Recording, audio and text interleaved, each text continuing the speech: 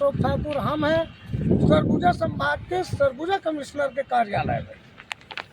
तो साहब आलम ये है कि सरगुजा संभाग के जाने माने आरटीआई एक्टिविस्ट समाज सेवी अभय नारायण पांडे जी एक एनजीओ की शिकायत लेकर के, जिसने आधा करोड़ से अधिक रुपए का गबन किया है, और उनका गबन किया है कि जिन आदिवासियों को सरकार जो है भूमि के 109 एकड़ प्रति ब्लॉक भूमि हेक्टेयर साहब 109 हेक्टेयर प्रति ब्लॉक के हिसाब से पैसा दिए थे 18 लाख रुपए।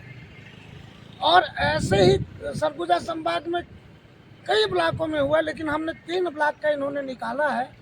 और इसके काम को आदिम जाति विभाग के एक नागवंशी साहब है, उसने इन एनजीओ को सौंप दिया, जिनका नाम जो है पांडे जी ने बताया, और इनके जो ऑनर्स हैं और जिनके समझो संचालन करता है खबीरो राम बारिक उर्फ दीपक, ये खुद को एनजीओ के संचालक बताते हैं और खुद को पेशे से वकील बताते हैं, खुद को मीडिया कर्मी भी बताते हैं।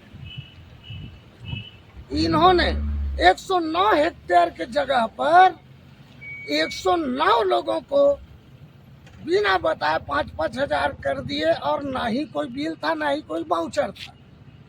और इस पर क्या है कि सभी लोगों की मिली भगत थी, जिसके पूरे दस्तावेज पांडे जी ने रख के जब इन्हें न्याय नहीं मिला तो संभागायुक्त कार्यालय पहुंच गए, यानी कमिश्नर साहब के कार्यालय पहुंचे।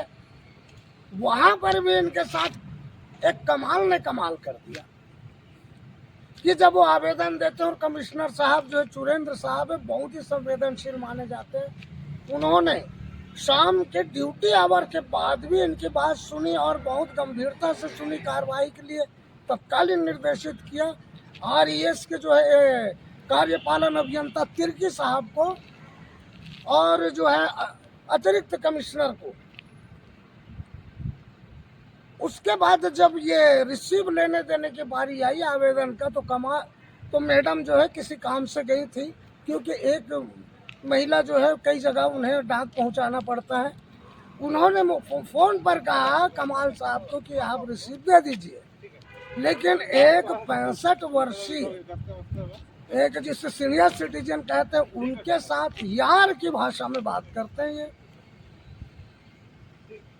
और जबकि आदेश है ना, ये राज्य शासन का आदेश है कि कोई भी अगर पीड़ित व्यक्ति आता है या आवेदन करता आता है, उसे पहले बैठाया जाए, संवेदन पूर्वक उनको पानी पिलाया जाए, फिर उनके आवेदन को लिया जाए।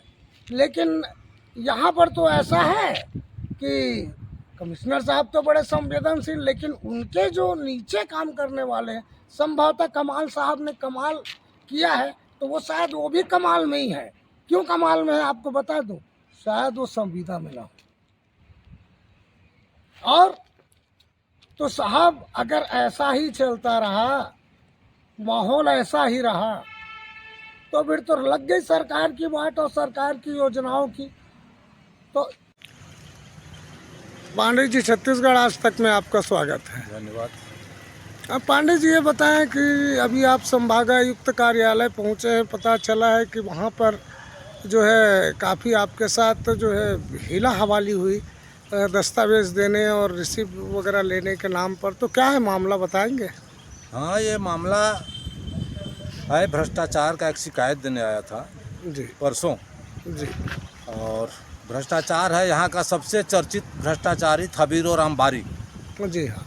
ये कांग्रेस सत्ता काल में नरुआ गरुआ घुरुआ बाड़ी के नाम पर जी यहाँ काफ़ी राशि का अफरा तफरी का सीधे सीधे लूट हो गई थी, जिसमें जनजाति कार्य मंत्रालय द्वारा आया था आदेश, जनजाति क्षेत्रों में जो कृषि प्रणालियों का, जनजाति कृषि प्रणालियों यानी मोटा अनाज, कोदो, कुटकी, समा, ये सब जो होता है, इसका उत्पादन क्षमता बढ़ाने के लिए शासन द्वारा प्रति विकास खंड में 18 लाख रुपए दिए गए थे और प्रति हेक्टेयर के हिसाब से 109 हेक्टेयर में उत्पादन करना था। लेकिन भ्रष्टाचार, इस कदर भ्रष्टाचारी लोग इसको लूटे कि किसी को योजना की जानकारी तक नहीं हुआ। अंबिकापुर का ट्राइबल विभाग दे देता है जनपद पंचायत मेन पार्ट, जनपद पंचायत सीतापुर और बतौली को 18-18 लाख रुपया, 54 लाख रुपया। ये तीनों एक यही एनजीओ जो है थबीरो राम बारिक का ग्रामीण साक्षरता सेवा संस्थान, जिसका न तो ग्रामीणों का सेवा करना है और न शिक्षा देने का काम है, सिर्फ भ्रष्टाचार करना है।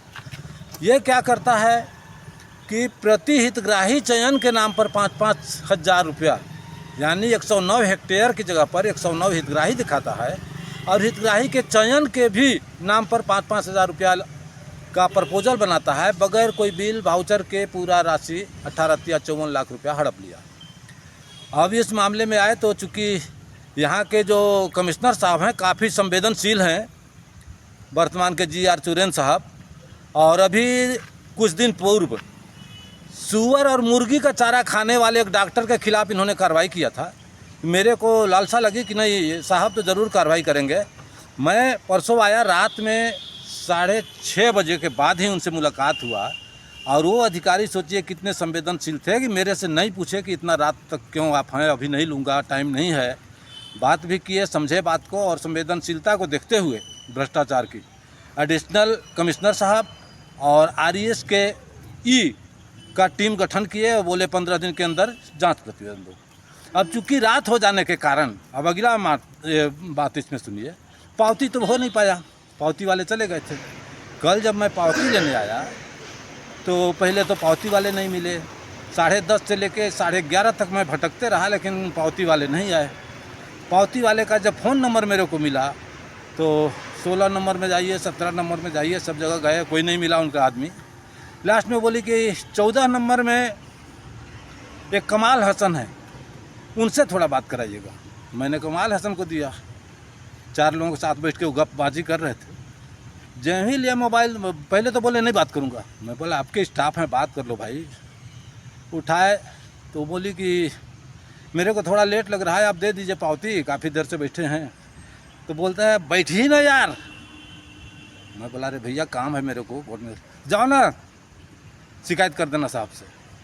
अब बताइए कमाल हसन का कमाल का पावर, जहाँ के संभायुक्त या कमिश्नर साहब इतने संवेदनशील, और वहाँ का एक डाटा एंट्री ऑपरेटर का जो बर्ताव था, और मेरे साथ तो था ही, आम पब्लिक के साथ यही बर्ताव है उसका, तो बड़ा कष्ट लगा। खैर चलिए, तो माइनरी बात है। मेन बात यह है कि भ्रष्टाचारियों पर कार्रवाई के लिए साहब ने आदेश किया है और 15 दिन के अंदर रिजल्ट कुछ आएगा। धन्यवाद। ऐसी खबरों के लिए हमारे चैनल को आप देखते रहें और हमें सब्सक्राइब ज़रूर करें। नमस्कार, मैं हूं अशोक।